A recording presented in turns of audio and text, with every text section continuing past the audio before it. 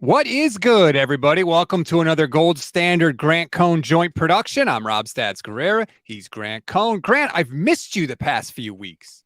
Yeah, I've been okay, man. It's really, really, really good to see you. I don't know if your viewers know, but my viewers don't. So could you tell the good people what happened to you last week? Yes, so a week ago, I spent the majority of the day curled up in the fetal position on my couch because my appendix was in the process of going Jimmy Garoppolo on me. And it was a miserable, miserable day that ended with emergency surgery at 2 a.m. on Wednesday morning. What does that even mean, the Jimmy Garoppolo reference? I mean, it crapped out on me. Fair enough. I think we know. We know. So if you could give people advice, what would it be in this appendix situation? You feel something? Don't wait all day. What is it? Yeah. So if you wake up and you have a stomach ache and instead of going away after you eat breakfast, it gets worse and worse throughout the day and you are in constant agony, go to the emergency room. Don't wait till 8 o'clock at night like I did because the damn thing almost burst, which would have been a disaster scenario for me. So just keep that in mind. Can I ask a stupid question? Yes. As an English major who hasn't taken biology since sophomore year of high school, where's the appendix? Lower right side. Lower right side. Of your stomach. Yep. Of your stomach. Yeah. Got it. So if it's like in the back, that's your kidney. That's a whole different problem. If it's in the back. Got it. I'm learning. We're learning. 35, you still learn things. Well, I'm glad you're feeling better. They got you. It didn't burst. It was partially bursting. Yes. Okay. On its way to bursting. But now did they give you ice cream after, or is that just tonsils? That is, no, that's not a thing. They gave me nothing after because it was 3 o'clock in the morning and I hadn't eaten since 2:30 the previous day. So I was starving, but that's beyond the point. So it was miserable and I'm making light of it. That was, I wouldn't go through it again. That's for sure. Getting old. It's fun. Although it could happen to anyone. Be careful. And there's nothing you can do to check for it. So just hope and pray, baby. Hope and pray. All right, let's talk Niners. Okay. Now that Rob's alive. Yes. Happy to be here. Like and subscribe, by the way, to both YouTube channels while you're here. Smash it. Few things we want to get to. We want to get to George Kittle talking with Kevin Clark of The Ringer on Slow News Day because he had a couple things to say about Kyle Shanahan. Really interesting. We're going to talk about the quarterback plan from Shanahan and the quarterback plan from John Lynch, and don't assume those are the same things.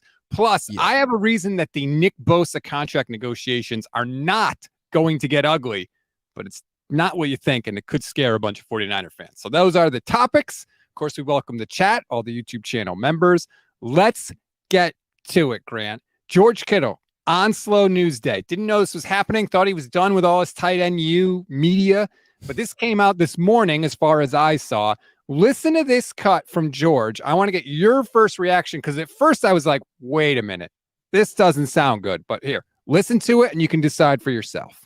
Kyle has this thing where like if he wants to set up like a play action or a bootleg type of pass, he'll just call a run play that he knows is not going to work. I can't remember what game this was. I want to say it might have been like the Vikings one year, Seattle this year. But like we're running a run play multiple times and it's averaging like 2 yards a carry, 2 yards a carry, 2 yards a carry.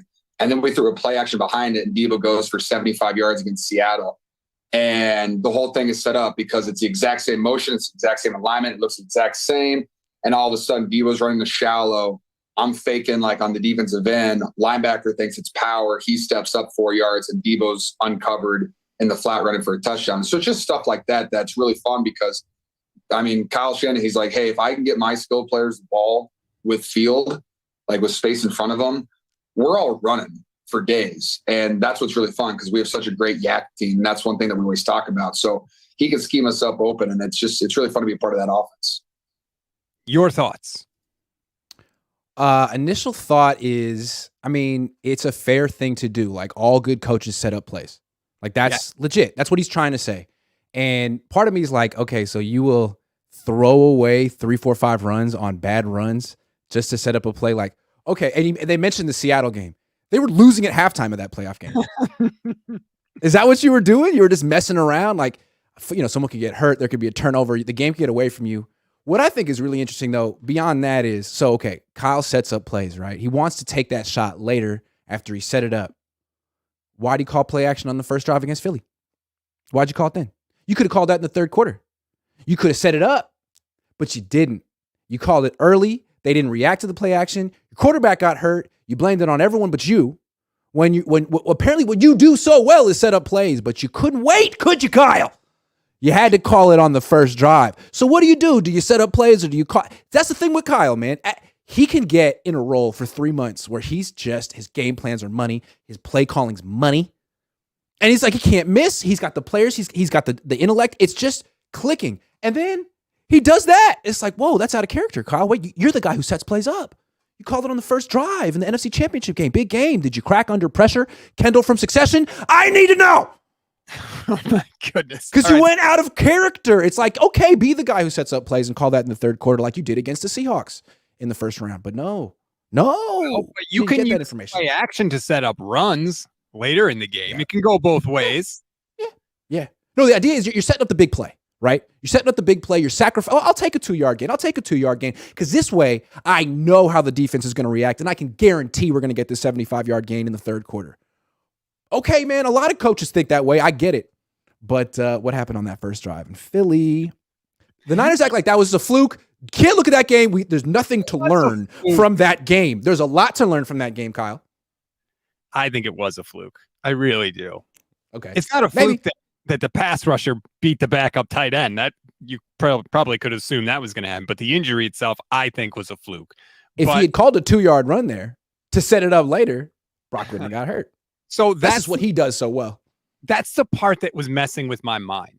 He calls plays he knows won't work. So I'm sitting there like, I think it's just the phrasing by Kittle. I'm sure Kyle would tell you, like, look, we think they're still going to gain 3, 4, 5 yards that'll help us move the chains. I'm sure Kyle doesn't call plays, saying, well, we're not going to gain any yards on this play, but that's okay.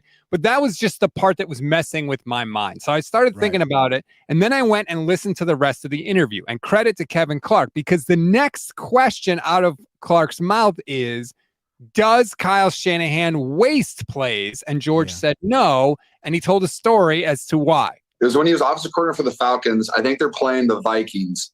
And the year that they're playing the Vikings. Lost him. I can't hear him. And then the 35th. You couldn't hear that? All right, here, let's try it again. Start it over. All right. It was when he was offensive coordinator for the Falcons. I think they're playing the Vikings. And the year that they're playing the Vikings, and he showed me, I've seen this clip like 50 times over the course of my career. And they ran the same outside zone play. They ran it 3 or 4 times in the first 30 plays. And then the 35th play, they ran it. And right before the 30 play, they ran a pass play action off of it. And the linebackers, they covered it. Right. Mm-hmm. And so they come back to the play again, but it's a run play. And the linebacker thinks it's a pass. And so he's late to the run. And it ends up being an 80-yard run. And after that, he showed us the game. And then everybody was discombobulated with it because it changes up the whole structure of the defense, because now they're like, oh, we have to overplay that. And now that's when all the passes get actually open. And so he calls it unlocking the defense, which I'm a huge fan of, because like you can see that when the defense does, they're like, they have to change up and they can't just continue with their game plan. And then once you do that, and then now they're guessing about what we're doing, that's when Kyle just kind of, eats people's lunch, because that's what he's really good at, is those game plans. Mm-hmm. So basically, even if those plays aren't working, eventually they will. One thing is going to happen. The defense is going to overplay something, and that's when Kyle will hit them with the counterpunch. I mean, I guess if in Kyle's mind, because he's the greatest head play caller ever, but I don't know. When he faced Dan Quinn, who knows him pretty well, in the divisional round, he scored 19 points with a ton of talent. So, yeah, I mean, when it's working, when his game plan is A1, that's what essentially can happen. But what I think is interesting is, how does George know all this? You're talking about the Falcons? You were in college. And the fact that he said that Kyle's mentioned this play 50 times? 50 times? That was 2016. Like, Kyle must spend a lot of time talking about his scheme to his players. And George Kittle's been around Kyle for like 7 years. I bet you he could tell he's heard it all. You know what I mean? So it's almost like we're hearing straight from Kyle, this stuff. I think that is part of establishing buy-in, right? Like, this is why I'm telling you we have to run this play. And even though it doesn't work, this is why you don't get discouraged. This is why we do these things. This is the method to my madness, so that, this is why if you're a receiver, I chew your ass out when you don't block, because the whole point of this play is when I call the play action, you pretend like you're blocking, and then you're going to be wide ass open down the field. That's the only reason I could think of why George would have seen that clip so many times. And that's the thing when people like go over the top about how great Kyle is and how open he gets. It's all about his run game married with his play action passing game. Those two things. The run game is Bobby Turner. The play action passing is mostly him. And the plays look exactly the same for the first second or two. And it's really effective. You get guys open. But that's first and second down stuff. That's first and second quarter stuff. That's not situational football. If you're down, you can't do that. If there's 5 minutes left and you're down, so it works at certain times, but it's not the complete football thing. And it's just what he does really well. But I think it's important to put the full context here. Like the Niners they don't do hurry up offense. They don't do drop back passing. It's not that good. They don't even invest in pass protection very much. It's very specific what they're doing on offense. Yes, that's a good point. Official BNA Music says, people act like the way Kyle Shanahan sets up plays is some revolution. We've seen the Patriots do that for 20 decades. Not 20 decades, but 20 It's how you years. set up play action. It's how you set up play action. Yes. You establish the run. Everybody sets up plays. Yes, it's not new or revolutionary. Kyle does it, I think, better than some people. But that's a good point. Like, game script has to be in your favor if you're going to run plays that you think are not going to be very successful. So you need the number one defense to keep you ahead. It all goes into it. Yeah, for sure. Yeah.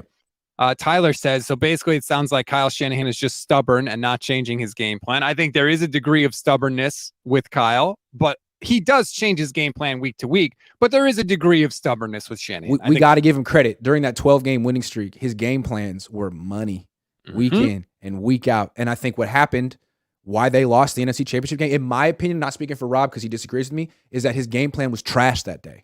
It was trash. But he was on a heater. Like, he was on 12 games in a row of just thoroughly out-coaching his, except for Dan Quinn. Dan Quinn got him, but the Niners won because the Cowboys turned the ball over. But really, Kyle was in his bag, to use a phrase that kids much younger than me say. He was in his bag for a long time. He's very good when he's on fire. But Bill was this way too. If it's all down to you and you're off 1 week, you're going to lose. You're going to lose. You didn't have it that week, you're going to lose. I don't think he had it that week. Maybe he had it if he got past that one drive. Maybe he would have had it. I don't know. How do we know? We never got to see it. Well, it's a violent game, and you can get knocked out in the first round, as they learned. It's a violent. You got to keep your dukes up. Lou says, you two in a good business right now. Judging from the chat, 49er fans are never going to advance beyond Lance Purdy war. We are lost in the darkness. The war is over, okay? Like, the war is over. Purdy won. He's going to play. He's going to start. Like, there is no, well, you're making a face. Why are you making a face? If he hadn't torn his UCL, the war would be over, but he did. And so it's all like, well, we project that he'll be back, and we project that he'll be fine, and we project like, sure, great. Okay, we'll see. And if he is, then yeah, the Trey's in a tough spot. But we don't know. He's not back. He's throwing 10-yard passes. He's not throwing with any zip. Like, he's got a long way to go. He hasn't even proven he can stay healthy for more than a couple months at a time. Trey's not going anywhere. You know, Trey's going to get another chance at some point. It may not be week 1, but he's going to get another chance, I would think. I feel like you are, shocker, everyone, Grant is being negative. I feel like everybody else around the 49ers is like, Brock is back. He's throwing 3 times a week. Kittle in one of his interviews said, oh, yeah. He's good. He'll be starting. I saw him throw once or twice. He's fine. He literally said that. I saw him throw once or twice. Oh, there you go. Okay. Moose still says it's far from over, Rob. I guess. I mean, the 49ers are selling you that it's over. That's the message they want you to believe. Brock. They said that about Trey last year, right? It was Trey's team last year. Yeah, well, two losses later, 1 loss and a broken ankle later is like, you know what? We changed our mind. Sorry, this guy's been good for 2 months. It's like, yeah, they're a little reactive. Well, yeah, they brought Jimmy Garoppolo back less than 2 weeks before the season began. So the idea let's say Brock loses week 1, starts week 1, loses week 1, has a setback, and they say, yeah, he really shouldn't have been playing. He's not starting week 2. Sam Darnold starting week 2, and he wins 3 games in a row. All of a sudden, he's going to be the greatest quarterback of all time. Yes. And we're like 2 months away from that. That is, like I said, the least secure position in sports is starting quarterback of the 49ers. Because all you got to do is play good for 3 games or play bad for 3 games, and you could be out of a job. That's it. Yeah, absolutely. And that speaks to I don't know if you want to say dysfunction or a lack of a serious plan at the position. If you have a real plan and you have conviction in it, you don't oscillate back and forth to the path of least resistance or whatever. Like, that's the mark of an organization with no plan, or no plan that they can agree on. Well, okay, let's talk about that a little bit. I've said in the past, the 49ers have never been able to finish a quarterback plan, fully execute. Whatever the plan was, they've never finished one. First, it was Kirk Cousins. They didn't finish that because they got Jimmy Garoppolo. Then it was Jimmy Garoppolo. They didn't finish that because they had to get rid of him. They flirted with Tom Brady, and then they bring in Trey Lance. They get Trey Lance. He barely plays. Now they got Brock Purdy. Whatever the plan has been, they have never been able to finish it. Right. So do you think that the reason is because they don't have a quarterback plan, that Kyle Shanahan and John Lynch have different quarterback plans? To have a plan, to finish a plan, right, you have to have everyone all in with it. And if you have some not great results at first, everyone says, this is our plan, we're committed to it. But if you don't, if you have one guy saying, this is my plan, I'm overruling you, yet the other guy and his minions being, or his side being like, see, I told you, see, I told you, see, I told you, see, I told you, let's go with my plan. Let's go with my plan. And maybe that explains why the Niners keep throwing away draft picks without really finding out what they've got. It's not like Trey started 20 games and failed. They're throwing away the investment. Throwing it away. Because Brock was good for a minute and then got hurt. Like, it's real. So let's go back. Let's just go all the way. Kyle hired John. A little irregular, right? 100%. But John's the GM. John has control of the 53-man roster. He said that. Yeah. He also said that he defers to Kyle on quarterbacks, or essentially whenever Kyle wants to step in. So it's John's job, except for when Kyle steps in and says, no, I'm overruling you. That's a weird setup right there. Okay. And we've seen examples of, I think, Kyle stepping in and telling John, I need this player. Joe Williams, Trey Sermon, CJ Beathard, Trey Lance, 4 trade ups, 2 quarterbacks, 2 running backs. And I think in each case, it was Kyle saying, I need this guy. And John saying, okay, well, this is the arrangement. I got to get him his guy. But at the same time, I'm against it. I don't want it. I want to be able to do my job. And I'm going to sort of find another plan on my own and work against you. That's what I don't know for sure. But it just seems like if I'm not all in and I'm skeptical, then I'm going to sort of present alternatives along the way. Like, hey, Trey Sermon didn't work out. Fine. We got Jordan Mason, though. Can we get rid of Trey? Or maybe it could be, hey, you want to do this? Okay. But in case that doesn't work out, I'm going to do this. We're going to get so this don't think about it as us throwing away the Trey Sermon investment after 50 career carries. We got Jordan Mason. Who cares? Just pretend we traded up for Jordan Mason. Okay, CJ Beathard didn't work out. Just pretend we traded up for Nick Mullins. Joe Williams didn't work out. Just pretend we traded up for Matt Breida. Okay, but you can't play that game with Trey Lance. You can't just pretend you traded 3 first-round picks for Brock Purdy. So what do? They hold on to Trey. They don't know what to do. But so there's a weird dynamic. Kyle gets to overrule John anytime. They go with Kyle's plan to start. Let's not look at Patrick Mahomes. Okay, let's just wait for Kirk Cousins. That's the plan. And let's trade it for CJ Beathard. That's the plan. They go with it. But they start 0-8. And, they're looking bad. Like, Chip Kelly got fired after a year. Tom Sula got fired after a year. Don't test these Yorks. So Lynch steps in and trades for Jimmy. And it's documented Kyle was sort of against it and had to be talked in. So then they go with John's plan. They pivot to John's plan. Jimmy, try it for 3 years. I don't know who said no to Jimmy. Remember, Jimmy couldn't get in the game. He only got in because Beathard got hurt. Correct. Kyle didn't seem so eager about it, but he gets in, goes to Super Bowl, loses. Tom Brady calls him. Who says no to Tom? Was it John? Was it the guy who really loved Jimmy and thought Jimmy was the next Tom? Anyway, after 2020, Kyle's fed up. He trades for Trey. Now it's his plan again. I'm going up for Trey. Who's got his back?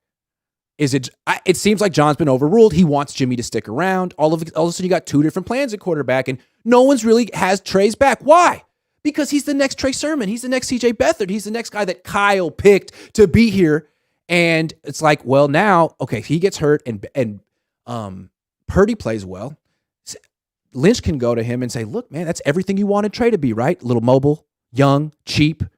Look, cheaper. I mean, what's the problem? And so now John's all in with Brock, and Kyle's like, this is happening again. I'm being tied to a quarterback who can't throw more than. It's happening again. Okay. Let's bring in Sam Darnold. So it's like constantly. That's the way I look at it. It's like, okay, my plan's better. No, my plan's better. No. None of your plans are any good. And if you don't stick to a plan, they're all gonna fail. Stick to one plan. Agree on something. But maybe I'm wrong here. Maybe I'm projecting. It's interesting that I hadn't thought of the Darnold acquisition in that way. Like, all right, Brock. Don't tie me to Brock. I understand that Trey may not work out, but I got Darnold now. We need another quarterback anyway. So I'll get Darnold that I've always stronger loved. arm, better thrower, taller, can step up in the pocket. Like, yeah, whatever. He sucks. Yeah. Matthew McHose says, having watched videos with Rob and he never says anything positive, balanced analysis is requested, not endless complaints and trashing of decisions. First of all, go back to last season. Okay. I said nothing but positive stuff about this team for 12 straight games. They won every week. You don't have to apologize for your analysis. Matthew, thank you for your super chat. But if you want positive analysis, there are 800 YouTube channels, 40 local writers. I mean, come on, you can find that easily, man. So don't try to just go around the internet and change everyone to say the same stuff. You know you're here for a reason. Just enjoy it. Matthew. If you want champagne and strawberries all the time, you can find it. In the wrong spot. But I have plenty of good stuff about the 49ers when they were kicking everybody's ass last year. All right. In fact, I got a tweet today from someone saying, I want to see an all positive show from you. Okay, when they win the Super Bowl, I'll do that. No doubt. I got you. Why? Like when they win the Super Bowl, for sure. I got you.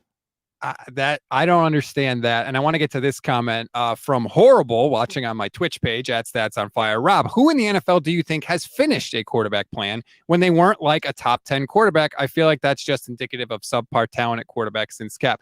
Here's the thing. The 49ers drafted a quarterback in the top 10. They took Trey Lance at 3. So horrible. Tell me one team that spent 3 years worth of first round picks on a player and then threw away the investment after 4 starts and 2 injuries. He hasn't failed.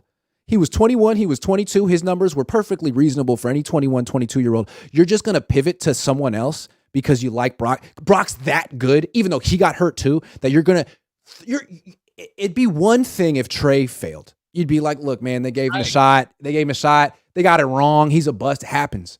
You're lighting 3 first-round picks on fire and saying, we don't need them. We're so much better than the rest of the league. Like, yeah, you do. You need them, man. And you can't just throw away the picks without giving them a chance to show what they can do and increase their value. He's got no value right now because of what the Niners did, not because of what he did. It's a weird, I cannot think of another situation in literally NFL history where the guy never plays. It's different if he plays and fails. To never open the package is always the weirdest thing, and I'll never understand it. Yet here we are, barring injury, barring another deviation from the plan.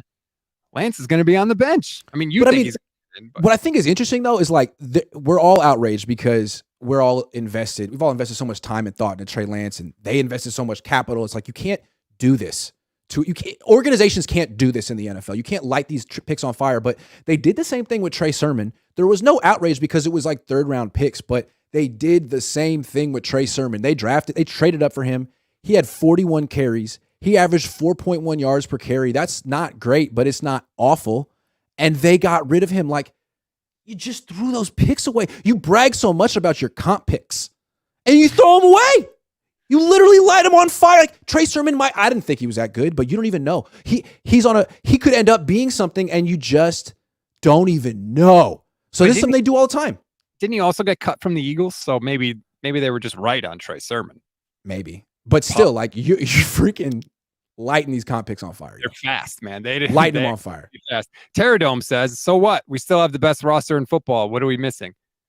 A Super Bowl victory. Oh my God. If they hadn't traded up for Trey Lance, they could have had Micah Parsons and like 2 other 1st round picks.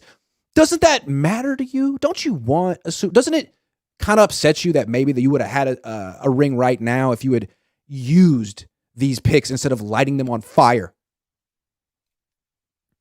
Aniket Herwadkar Herwoodkar says, it's not about good or bad stuff. The content is just the same everywhere. Kyle is bad. 49ers are a mess. Trey over Brock. Sheesh. No, Kyle's not bad. I love everything Kyle Shanahan does except for two things. Yeah. His Rob game loves Kyle. I don't like his game management at all. And he doesn't know how to handle the quarterback position. Everything else, I mean, most of his game plans, I love. His game plans are money most of the time. Like, I love the fact that he seemingly knows how to hire coaches and replace coaches on the coaching staff. So good. His relationship with, like, say what you want. Deebo Samuel requested a trade and is still on the 49ers. Like, that. Yeah, Kyle fixed that. Everywhere. I love a lot of stuff about Kyle. Yeah. But that doesn't mean he's perfect. Me too. I agree with everything Rob just said. I'm with that. I agree. But I just feel like as a head coach, I mean, you can add the list of all the great things, but if quarterback isn't anywhere on that list, that's a problem. That's a problem. Today's NFL, with the way the rules are structured and this current state of the game, that is a problem. Yeah. Flave says, if you put a high school quarterback out there in practice, would you be able to tell he's not good by NFL standards, or would you need to see him play 40 games? I don't know who you're like. If you're saying Trey Lance is a high school question. That's a good question. To me, I think a high school quarterback could look good on the field. Not a high school quarterback, but practice and games are different. There's a Brandon Allen could go out and light up OTAs because there's no risk of getting hit. George Kittle talked about it. He said it's real easy to look confident when you know you're not going to get touched. Mm-hmm. So there are guys who can go and light it up in practice, a la Nick Mullins, Brandon Allen, and then when the lights get on, it's too much. The pressure, the emotional pressure, the physical pressure, all of it is too much. And there are certain guys who are gamers to a degree. We don't know what the hell Trey Lance is. We have no idea. But he would be a guy who would be a gamer, I would think. The fact, like, what he could do getting away from actual pass rush, what he could do keeping himself on the field, he should be durable if you didn't use him as a running back. If he didn't have to scramble for his life 18 times a game, he should be durable. That's all I'm saying. Mike Drops with Mansa says Kyle should be on a rotisserie this season. Not really sure what that means. I like the visual, though. I can see it. Tyler Caressley says, when you have too many people in leadership positions, it would not work. You need leaders and when you have too many people in leadership positions, it would not work. You need leaders and a followers in this organization. Well, there is something to be said for too many cooks in the kitchen. And this is where Jed needs to put his foot down and say, guys, what's the plan? What are we doing? Ownership what are we doing? To step in because he's the only person more powerful than Kyle in the organization is Jed York. And Jed York, let's be honest, he doesn't care as long as the money keeps coming in. He does not care. If they win a Super Bowl, that'd be great. Then that's the problem. Then that's the problem. He's good making the NFC child. Why is there no coherent plan at quarterback? Because the Yorks haven't demanded one. They could make this. Hey, we're having a meeting tomorrow. John, what's the plan at quarterback? Okay, Kyle, what's your plan at quarterback? Okay, you guys just said two totally different things. We're not going to leave this room until you guys agree on a plan. But I don't think they've had that conversation, and I think they've sort of allowed the Niners to sort of keep changing. And it's like, to me, it's a game of musical chairs that everyone eats up. It's like we could talk about it. We all profit off of it. It's a content gold mine. And it's easier to say, who's better, Trey or Brock, than to have the real conversation with should we really be having this conversation year 7? Is this a ridiculous conversation to be having? But no, let's just entertain it every single year and be who's better. No, Trey sucks. No, Brock sucks. No, I'm not doing that. Well, George has talked about it. Every year I have quarterback questions in the offseason. 5 straight years. It's not our fault. Also. It's not our fault. Right. We didn't ask for this. Exactly. This is what Kyle wants. Yeah. I don't make the content, but I do talk about it. Mike Drop says a hot seat that's already heating up. Kyle Shanahan is nowhere close to the hot seat. Nowhere close. Can I just say something? The hot seat doesn't mean you're getting fired. I think it would be good for Kyle to be on the hot seat for a year. I think it would bring the best out of him. And I know he had a real nice run last year, but dude, I think a little, it doesn't even have to be public, but the Yorks should be like, dude, we expect a Super Bowl victory this year. I'm not saying we're going to fire you, but I just think he's too comfortable. I think he's one of the most comfortable coaches in the league. And I think Walsh was never that comfortable. I think he had a bunch of pressure from Eddie in the 80s, even after Super Bowl championships. I think you need that. I think Lacob has that kind of pressure on Kerr. I think you need that kind of tension in a championship organization. I don't know that there is it here. And that's not Kyle's fault. It's Jed's fault or his parents. Glad that Chip's not their coach anymore. They're like, thank you, Kyle. Thank you, Kyle. Like, yeah, okay. Kyle's won 52 games in the past 4 years with NFC Championship games almost every year. Like, it's good, man, but you still don't have a quarterback, dude. Great. That's great. That's great, man. But what's going to happen is this team is going to miss their window if they don't get a quarterback. And then you're going to have to build another team. But you're going to miss it with Trent and Debo and Kittle and Armstead. You're going to miss it. Whose timeline are you on? Their timeline or the 23-year-old Brock Purdy's timeline? Well, that's a whole other issue, is that there does seem to be two different tracks there. Yeah. But you get an elite quarterback, like Joe Burrow said, the Super Bowl window is my whole career. Mm-hmm. So, that the Yorks have been searching for that guy for 20-something years, maybe this year. And it's not easy Darnold. to find. Darnold! Don't do that to me, Grant. I'm sorry. Now you're just trying to get me angry. I am. I appreciate. Darnold rules. Moose says the fan base isn't outraged enough. With little power, they've resorted to fighting. Doesn't he look like he's in the O'Doyle family, Sam Darnold? Yeah. You didn't think I was going to save that when you He said looks that? like the kind of guy who would say, O'Doyle rules after shooting throwing a touchdown pass. He does. Sorry, I cut you off. With the beard, too. Moose says the fan base isn't outraged enough. With little power, they've resorted to fighting among themselves in the face of organizational incompetency and failure. It's just like the current cultural and political situation in the U.S. I mean, organizational. I agree. They're not competent organizational. I agree. Again, 52 The games. Yorks are, though. That's the thing. Everyone remembers Tom Sula and Chip Kelly. So if it's like, oh yeah, let's have high standards and fire Kyle and be like, we're gonna win a Super. Like, no one trusts the Yorks to find the right guy. Are you kidding?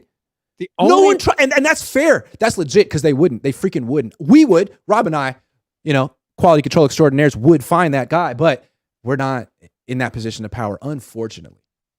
The only reason the 49ers got Kyle Shanahan, I think you can argue, is because of Tom Sula and because of Chip Kelly, because they were disasters and they were fired. Kyle got to say, here, I want everything. I want all of this stuff. Everything. And you're going to give me a 6-year deal. And if this leaks, I'm out.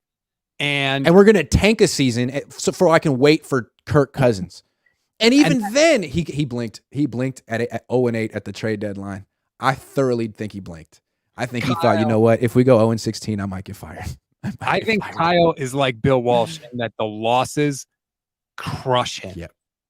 There's that picture of him in the locker room where he's leaning up against the little crate and he's like looking down and it's literally like he's looking into the abyss. I think the losses crush It's Kyle. One thing to say, I'll tank this year. It's my first year. I got a 6-year contract. It's another year to actually do it. The whole thing. Yeah. True. It's hard, man. It's a lot of hours you put in. These people work hard on this stuff, man. It's depressing. Abe says, if Kyle Shanahan's hair was still dark and not gray, I would believe you. I think he feels a lot of pressure. I'm glad he doesn't show it, though. His hair, he's aged like a president. I keep saying it, man.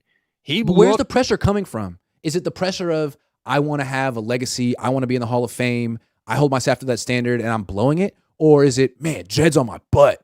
Man, Dr. York won't give me a break. I don't think it's that. I think it's his own high standards, which he has to his credit. But sometimes that stuff bugs me because, like, okay, Kyle's on the hot seat now, right? Now, what's he going to say? All right, now I really want to win. Now I'm going to try really hard. Like, he's trying as hard as he can right now, isn't he? He's messing around. He's doing a quarterback competition. To me, what that says is none of your quarterbacks are going to be fully prepared for week one. None of them. Like, every other team is going to have a quarterback who's had all the reps in the offseason. Not you.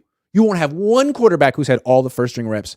So, again, like, if you had a little urgency, you wouldn't do that. You'd pick a guy and I'm putting my best foot forward. I'm picking a guy, making a decision. Kyle's not doing that because there's no one telling him he has to because Jed feels like you. Man, this guy's, I love this guy. I freaking love this guy. Let's give him an extension. No, they haven't done that, though. To their credit, they've only done that once. They haven't done it yet. What they could do is be like, look, man, you got 3 years left on your contract. All right, we're not going to fire you. But that's your window, man. Win a Super Bowl. If you don't, we'll reassess and we might just not give you another contract. I don't know. We'll see. We'll see when we cross that ridge. But you got 3 years to win a Super Bowl. How about that? That gives you 9 years. 9! Seifert was a coach for 8, and he won 2 Super Bowls. Never won fewer than 10 games in a season, ever. Yeah. Got fired after going 12-4. slightly different situations there. First of all, he inherited Bill Walsh's team and he inherited a Hall of Fame quarterback. That's how much mileage is Kyle going to get out of 2017 to 2018, man? That's like 7 years ago. How much mileage is he going to get? He's got his team. He built it. It's great. Tony Dungy built a team in Tampa and he couldn't get it done and they had to switch captains midstream. Eventually, you got to do that. Sometimes you got to do that, Rob. The problem is not Kyle Shanahan. The problem is Kyle Shanahan. Problems. You think Kyle Shanahan is at the top? The problem, no, the quarterback is at the top. And the reason the quarterback is at the top is because of Kyle. It's not a totally... Even though he has a list as long as you could, I mean, super long of positives. We could go through them for a half an hour. Quarterback is nowhere on that list. That's his fault. That's his fault. At the same time, if you're Kyle Shanahan, you can still say, when my quarterback starts every game, I go to the Super Bowl. The last 2 times it's happened, I've gone to the Super Bowl. Uh-huh. And if I was a jerk and a Kyle Shanahan detractor, I could say, how often does that happen, Kyle? How many times in your 15-year career as a play caller in the NFL have you kept a quarterback healthy for the whole season? How many times? 4? 4 to 15? How many starting quarterbacks have you had in your career? 18, 19? All right, man. Well, eventually you'll show that you can do it like for more than once. It's not a one-off. But why does, like, when other quarterbacks get hurt, we don't blame their coaches? Only Kyle gets blamed for injuries. Because it's a pattern. It's a pattern that's been going on for a long time. If it was just one-off, then you'd be like, okay, well, then maybe the common denominator is the player, right? But when it's Jimmy and Brock and Trey and Mullins and RG3 and it's like, prove me wrong, Kyle. Prove me wrong. Like, if it's just all been bad luck for 10 years, I'm ready for your run of good luck to happen right now. For it all to even out. Let's go right now. I think we all would sign for that.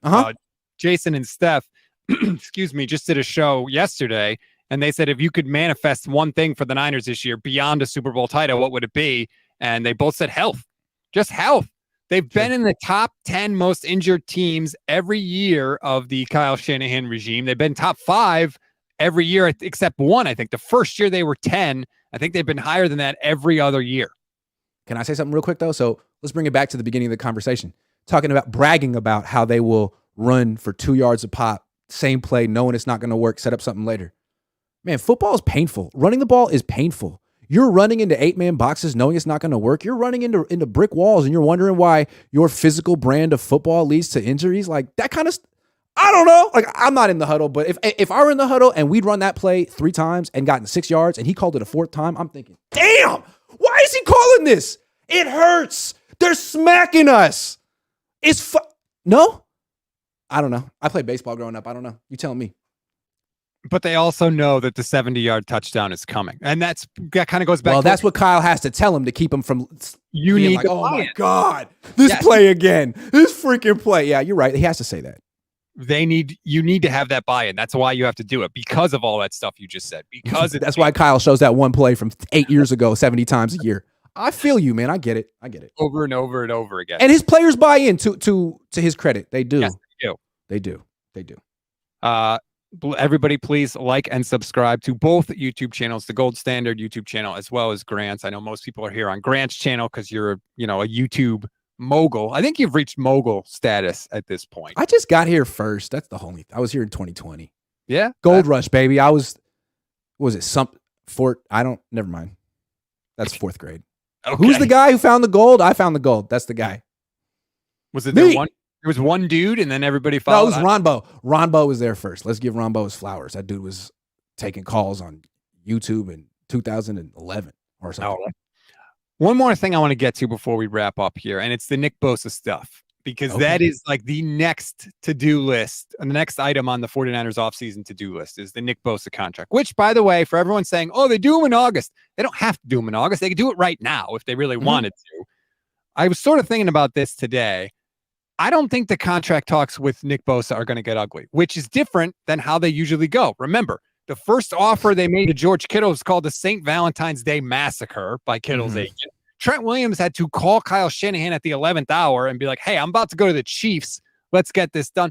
It is a knockdown, drag out fight when you negotiate with the 49ers, but I don't think it's going to be with Bosa. Debo cracked in March. Right. Debo said, trade me right now. He didn't even get to the negotiating table. He was like, no, this is awful. I can't do this.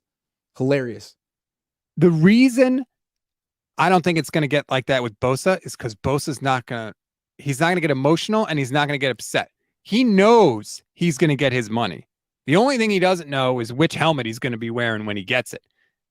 The Bosas know how to negotiate. So I think Nick's going to say, this is what I want. This is how you're going to give it to me. This is when you're going to give it to me. And if you're not, that's okay. No problem. You do you. I'll finish my contract and we'll go to free agency. He's not going to get emotional and go back and forth. That's just how it's going to go. Do you feel me on that? Yeah, I mean, I don't understand why Debo cracked. Maybe it's because he didn't have as strong of a resume, but Bosa, aside from the torn ACL, aside from his injuries, I don't think anyone holds him against him because he's had back-to-back healthy years. He's got as pretty much of a pristine resume as you could possibly have. Defensive Player of the Year, Rookie of the Year. Yep. Like everyone pretty much acknowledges that he's not only the best, but he's super professional. Like he's always in shape. You know, all that's like you don't have to worry about. No, he's not going to be a leader of your team. He's not going to be there, but who cares? He'll get you 19 sacks.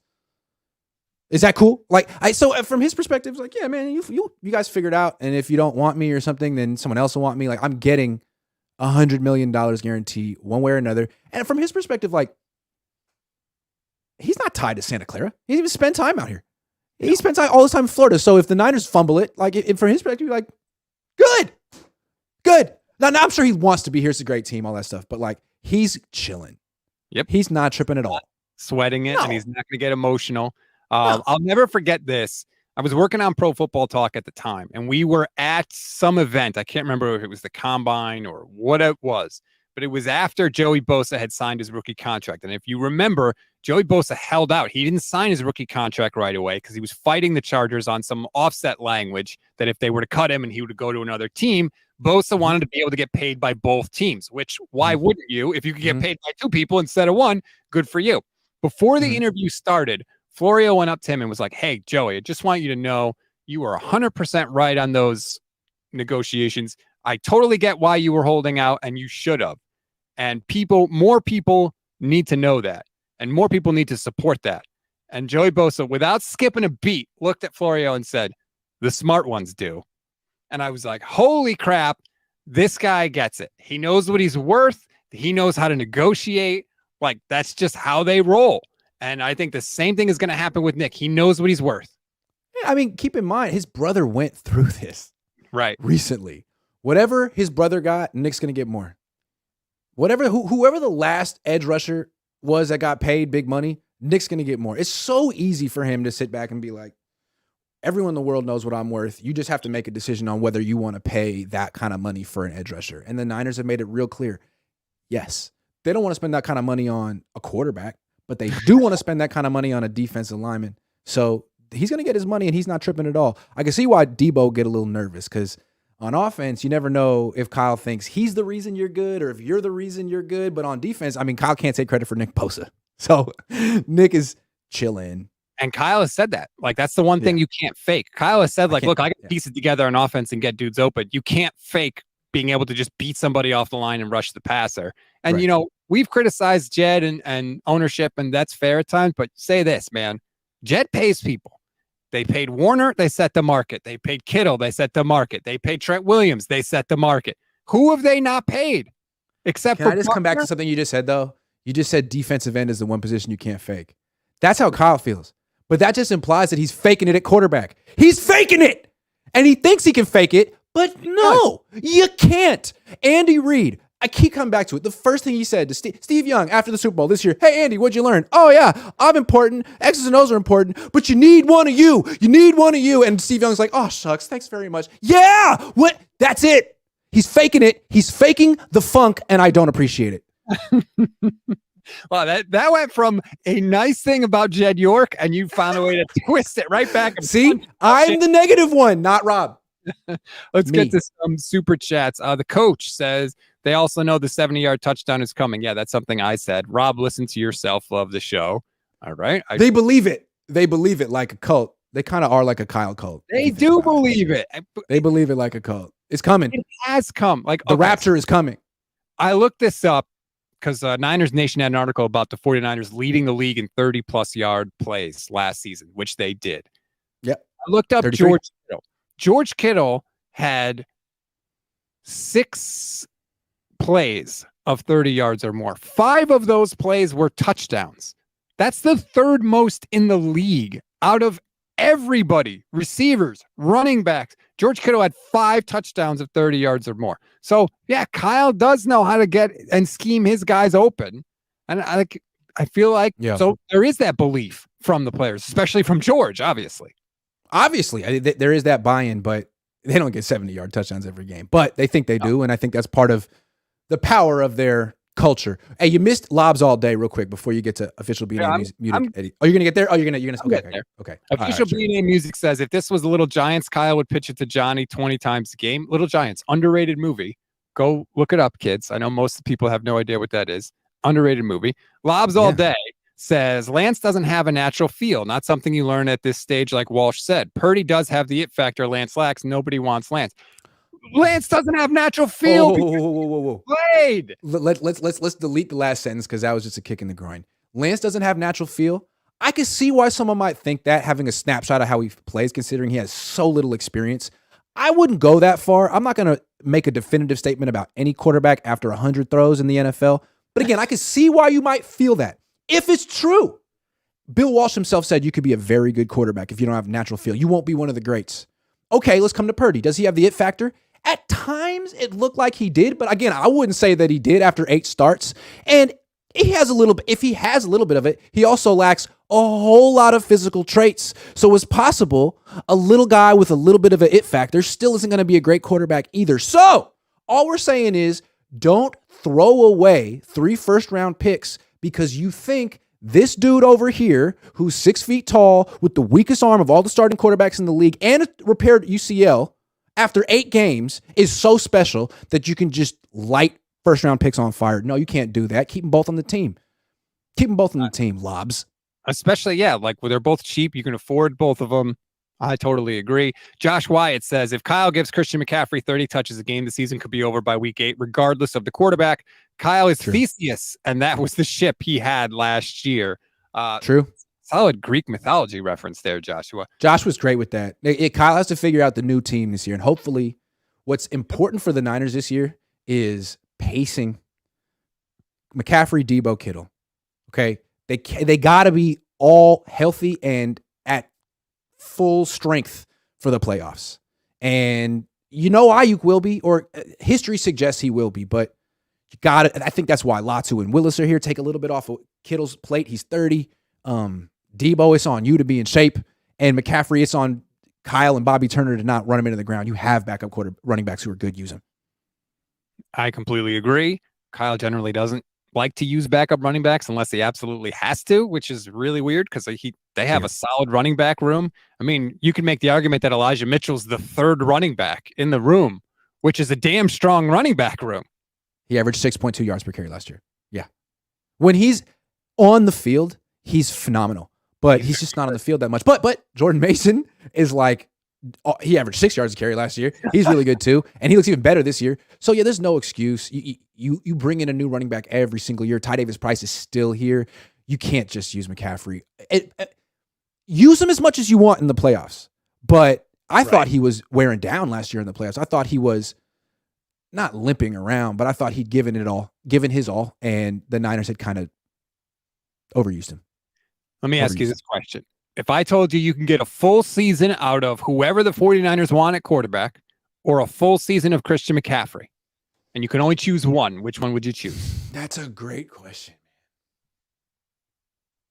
I love that question. I'm leaning quarterback just because of the position. Obviously, McCaffrey's 100 times better than whoever that quarterback is. But if you don't have a stable starting quarterback, I don't know. You could have everyone. I just don't think you can win a Super Bowl, though. I know there's been exceptions, right? Guys get hot. Freaking Nick Foles. Man, it feels like a really hard way to win a Super Bowl. Right. Like to win with your backup. Why would you build your team to be the exception? Build your team to be the rule. Running backs are great, but man, you got a bunch of good running backs. You need one quarterback to stay healthy. One. Can you do it? I don't know. I don't know. Honestly, I don't know the answer to the question because I saw what this offense looked like with McCaffrey here, and he was the reason that they went nuts last year. Brock was good, but the reason they really went nuts was McCaffrey, and you could see it because even when Brock wasn't in, the offense got better after McCaffrey came on board. And what's it going to look like if Trey Lance ever gets to play with McCaffrey? Not just in the passing game, but the run game too. I mean, McCaffrey, when he broke into the league, was playing with Cam Newton. And the thing about McCaffrey to me, great running back, complete package. He's still small. And if you want to run all the runs inside and outside, like he's just not the ideal size for that. So what's nice is if you have him in a dual threat backfield and the defenses can't all key in on McCaffrey, it's who has it? Him or Lance, him or Cam. I think that's a better way to use a smaller running back as a featured guy. So I think with those two you could have McCaffrey averaging 6 yards a carry. I do want to see what it would be like. You could do shotgun with two running backs. You could have McCaffrey, Lance, and Debo in the backfield at the same time. I mean, holy hell. Kyle's whole offense is largely built so that the defenders go and just hesitate for that 1 second, and then he's got him. And you put those three dudes in the backfield, like, holy hell. Right. I think if Lance were the starter and could stay healthy, the Niners could lead the league in rushing, and he wouldn't even have to run that much. Yeah. Just the threat of him running would make everyone else more dynamic. But again, just leading the league in rushing doesn't necessarily mean you're going to win the Super Bowl. So eventually the Niners have to like cultivate and develop and protect a quarterback. Like the guy is important and not just a piece of a team. He's above the team. He's above the team. He's more important than you, Kyle, and you, George. But they haven't found that guy that they can put on a pedestal. I feel like if they get it somehow, then I think maybe they'll see the light. But I don't know that, like, they almost have to luck into it, which is, again, not a situation you want to be in. Lobs All Day is back. Two things you can't coach: feel and making magic happen when a play breaks down. So in theory, Walsh would think Purdy's ceiling is way higher. You have no idea if that's accurate. You don't know. But that's true, though. Those are two things you can't coach. There are other things you can't coach, too. You can't coach Trey Lance's size. Okay, Brock Purdy's small. There are a lot of instances of him not stepping up in the pocket when he should because he's small. And that led to him getting seriously injured. So the arm strength, the ability to throw the ball 50 yards down the line against cover 1, cover 3, and hit those deep fades down, that's something that you can't really coach if you don't have it. So, yeah, man, Brock has some good stuff that you can't coach. Trey has some good stuff that you can't coach. It's not a guarantee that either one's going to be elite. I mean, it's possible that neither one will. And I appreciate you for being such an advocate of Brock, and I give you credit for doing this since the day he was drafted. I got to give you credit for that for sure. Gameplan.exe says everyone has to luck into a franchise quarterback. No, they don't. You think the Bills drafted Josh Allen because they expected him to suck? The Chiefs didn't trade up for Patrick Mahomes so that he would be a middling starter. They do these things because they think these guys are going to be great. It's not an act. Also, if everyone lucks into a franchise quarterback, then the Niners would have lucked into one the last 22 years since they got rid of Jeff Garcia. They would have by now. They haven't. Or something is wrong with their process. When every other team in the league has stumbled, I mean, the Lions, the Browns, like every other team has stumbled into a freaking franchise quarterback at some point in the last 20 years. But the Niners, what's going wrong here? Why aren't we talking about it? Tyler says, "What do you think would improve our drop back passing game?" An offensive line. Yeah.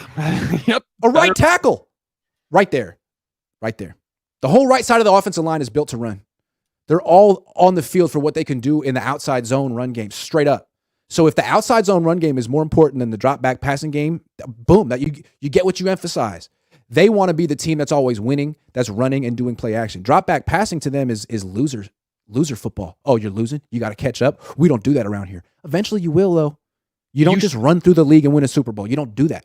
I think they think we shouldn't have to do that. I think they think that's what they think. You have to straight drop. Exactly what they think. You're down multiple scores and you got to score quickly. And they think we should never be in that situation. And look, but you will be. Every team is built to win a certain way.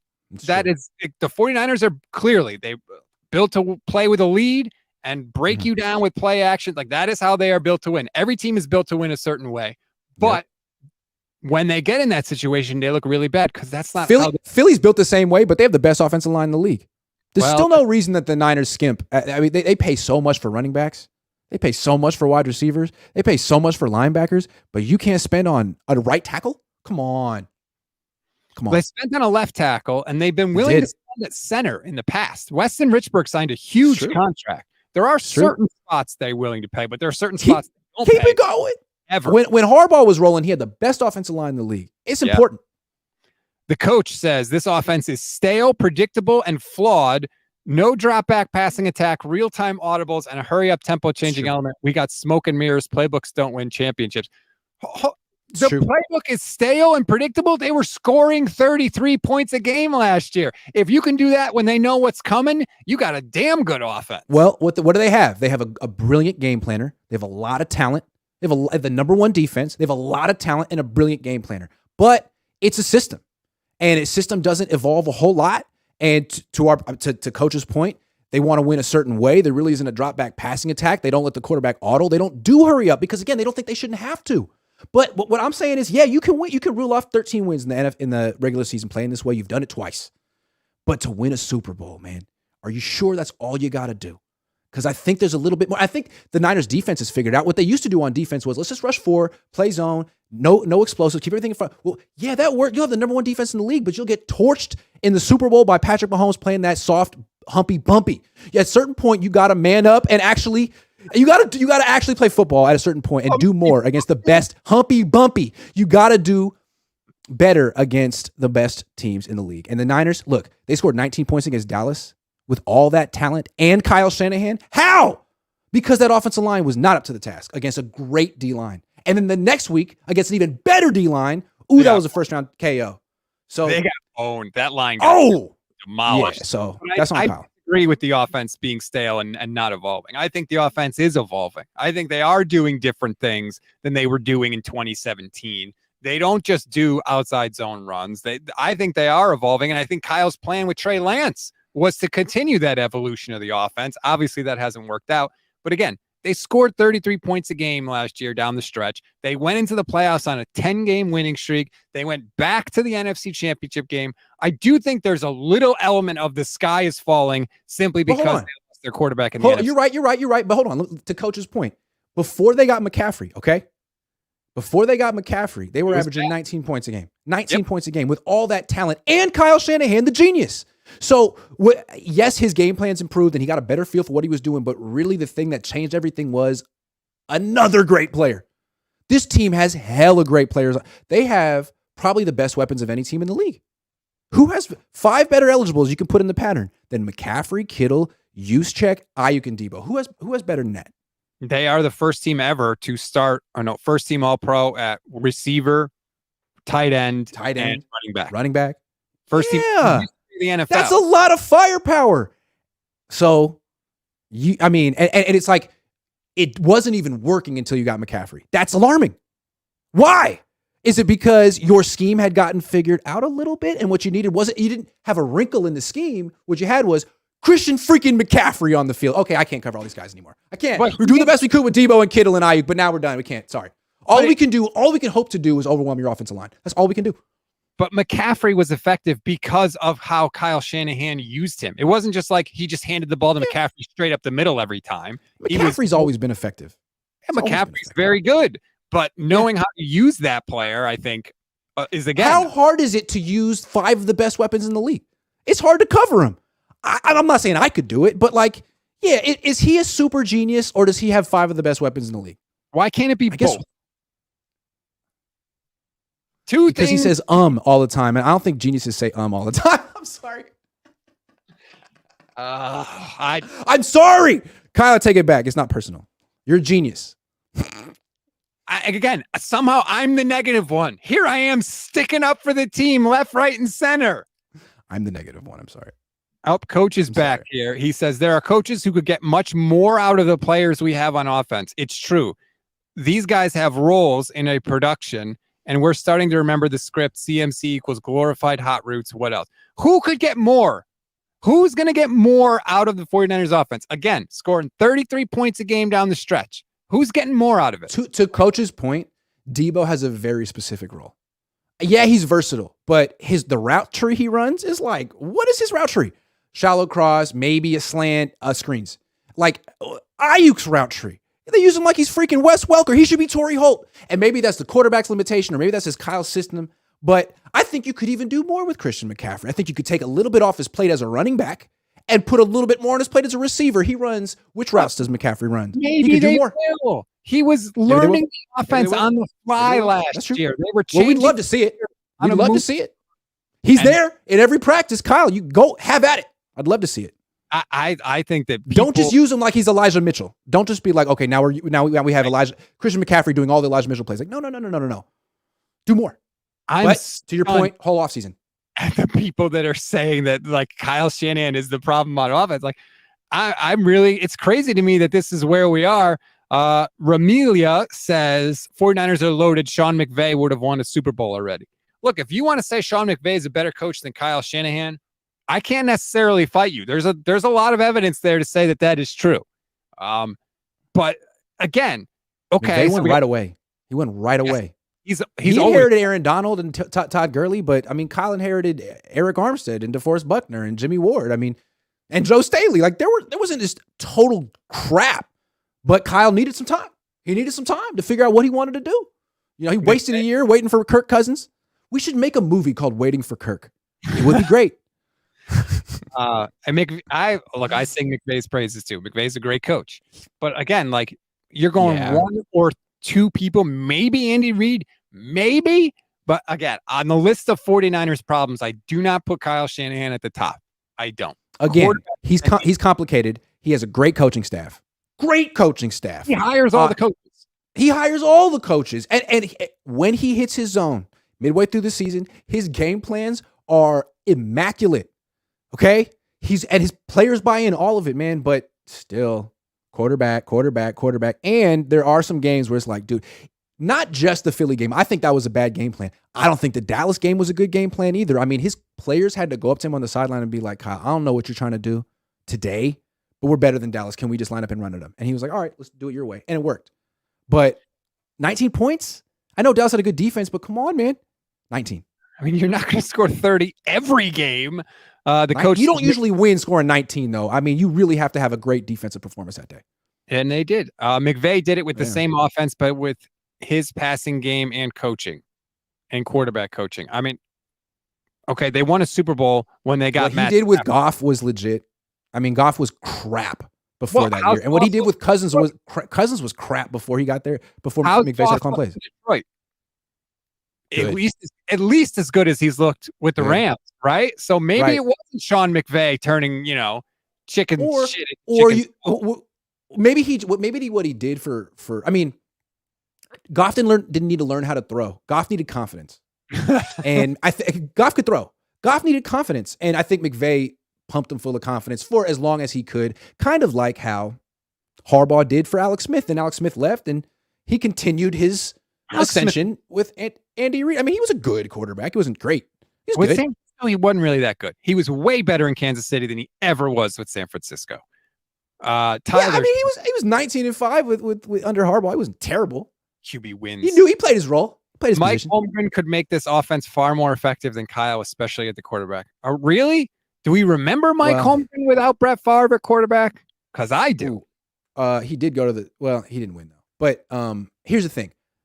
Mike Holmgren, he's a little. How old is Mike Holmgren? He's 74. Okay. I mean, why not bring him in as a consultant? You don't know what you're doing at quarterback. Bring in someone else, man. A consultant. Someone who has a fresh set of eyes at the quarterback position. It doesn't have to be Holmgren. His name is Mike Shanahan. He already works. No, but he has the same problem. He has the same exact problem as Kyle, man. Ever since John Elway retired, dude was looking at Brian Greasy, Jake Plummer, Jay Cutler. No. Same thing. John Beck, Rex Grossman, Donovan No. I'm interested in Holmgren. I don't know that Holmgren wants to do it, though. Holmgren might be chilling. Lobs all day. We finally agree. Kyle's number one weakness is awful quarterback evaluator. I don't think he respects the value of the position enough. That's the real thing. So. And again, if you read that essay from Bill Walsh, he starts and ends with qualities he can't coach. To Lob's point, starts with instincts and intuition, ends with spontaneous genius for when things break down in a critical game with pressure on the line. Does a guy make a play or does he fold? Those are things you can't coach. And I don't think Kyle even thinks about the position that way. He's thinking like, just execute my offense. execute my offense. It's end of story. It's so easy. Everyone's wide open. Can you not execute? It's like, that's not how Bill Walsh thought about it. He had more respect for the position. What I think Kyle thinks is if your system is good enough, you don't have to have a spontaneous genius because there's always going to be somewhere to go with the ball. I disagree with that. There's always going to be a guy who slips.